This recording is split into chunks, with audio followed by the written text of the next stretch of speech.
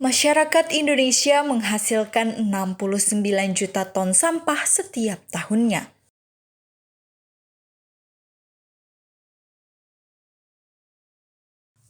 % diantaranya merupakan sampah organik, di mana 40%-nya adalah sampah makanan.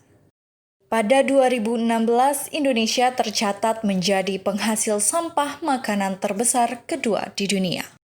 Ironisnya, 22 juta penduduk Indonesia mengalami kelaparan kronis, dan 50% balita di Indonesia mengalami gizi buruk. Di tahun yang sama, Indonesia mengimpor limbah sisa makanan mencapai 27 triliun rupiah hanya untuk produksi pakan ternak. Dua hal buruk yang ditimbulkan oleh sampah makanan diantaranya kerugian ekonomi dan kerusakan lingkungan. Di Amerika Serikat, kerugian bisnis yang ditimbulkan sampah makanan pada sektor restoran dan retail mencapai 800 triliun rupiah per tahunnya. Tahun 2030 diprediksikan sampah makanan di dunia setara dengan 1,5 triliun US dollar atau setara dengan 22.000 triliun rupiah. Produksi makanan yang berlebih kemudian dibuang dan menjadi sampah makanan berdampak pada peningkatan gas metana. Peningkatan gas metana dapat menyebabkan perubahan iklim, cuaca ekstrim, kebakaran lahan, gagal panen,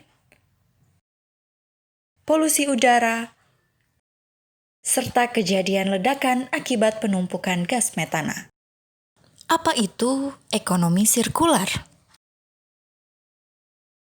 Ekonomi sirkular merupakan konsep pemanfaatan sumber daya secara optimal agar bisa meminimalisir jumlah sampah yang berakhir di TPA.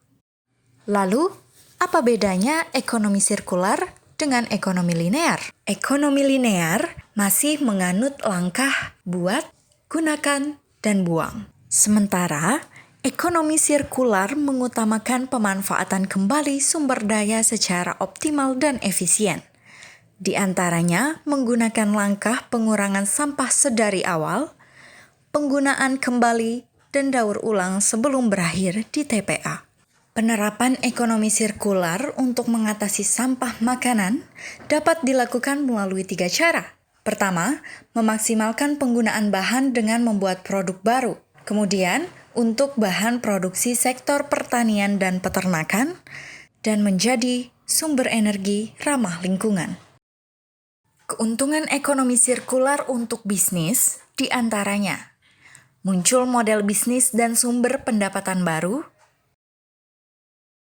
mengolah sampah menjadi biogas untuk sumber energi. Lalu, apa yang bisa kita lakukan dengan sampah makanan organik dalam ekonomi sirkular? Pertama, sisa produk makanan tak terjual yang dapat dikonsumsi dapat kita salurkan pada restoran atau perusahaan yang membutuhkan. Dan untuk bahan makanan yang tidak bisa dikonsumsi manusia, bisa kita manfaatkan sebagai pakan ternak, biogas, atau kompos. Memulai ekonomi sirkular untuk bisnis Anda sangat mudah.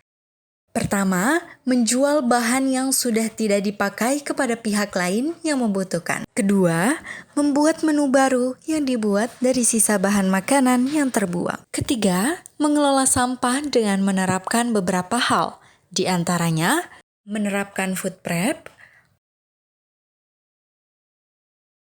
mencegah spoilage, dan mencegah plate waste. Keempat, membuat biogas sederhana. Dan yang terakhir, mengolah menjadi pupuk kompos. Anda juga bisa bekerja sama dengan pihak lain, di antaranya pengusahaan pakan ternak, produsen kompos, produsen biofuel, perusahaan biokonversi, dan perusahaan sosial penyedia layanan pengolahan sampah yang berkelanjutan.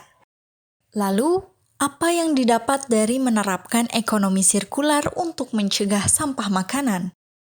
Penelitian yang dilakukan oleh pemerintah Belanda dan World Resources Institute atau WRI terhadap 114 restoran di 12 negara menunjukkan bahwa rata-rata setiap restoran dapat menghemat biaya produksi $7 untuk setiap $1 yang diinvestasikan untuk mengurangi sampah makanan.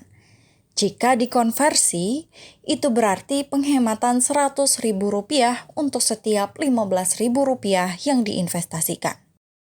Penelitian WRI pada tahun 2017 terhadap 1.200 bisnis makanan dan minuman di 17 negara menunjukkan bahwa return of investment yang didapat dari usaha pengurangan sampah makanan melalui penerapan ekonomi sirkular adalah sebesar 14%.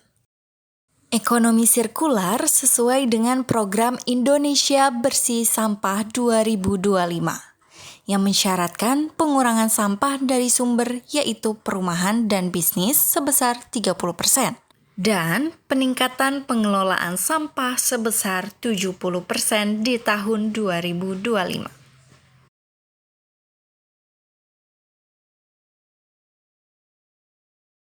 Jika saja sampah organik bisa dimanfaatkan dengan optimal, kita setidaknya sudah bisa mengurangi 60% sampah yang berakhir di TPA. Dan tentu saja, peran industri dan retail sangat krusial dalam mengurangi jumlah sampah organik.